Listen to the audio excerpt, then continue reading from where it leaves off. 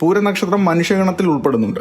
അതിനാൽ പങ്കാളി മനുഷ്യഗണത്തിലോ ദൈവഗണത്തിലോ ഉള്ള നക്ഷത്രമാകുന്നതാണ് ഏറ്റവും ഉത്തമം. അസുരഗണത്തിലുള്ള നക്ഷത്രവുമായി വിവാഹം ചെയ്യുന്നത് സ്വാഭാവിക വൈരുദ്ധ്യങ്ങൾക്കും തർക്കങ്ങൾക്കും കാരണമാകും. പൂരനക്ഷത്രത്തിന്റെ മൃഗം പെൺ കടുവയാണ്. അതിനാൽ ആൺകടുവ മൃഗമായി വരുന്ന വിശാഖം നക്ഷത്രവുമായി മികച്ച യോനിപ്പൊരുത്തം ഉണ്ടാകുന്നു. എന്നാൽ പശുവുമായി ഉത്രട്ടാതി എന്നീ നക്ഷത്രത്തിലുള്ളത് ശത്രുയോനി ആയതിനാൽ പൊരുത്തത്തിൽ കുറവ് വരാം.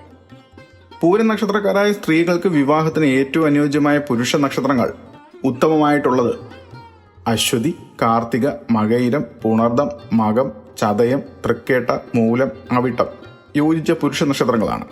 മധ്യമമായി കാണുന്നത് ഭരണി, രോഹിണി, പൂയം, ഉത്രം, അത്തം, ചോതി, അനിഴം, പൂരാടം, തിരുവോണം.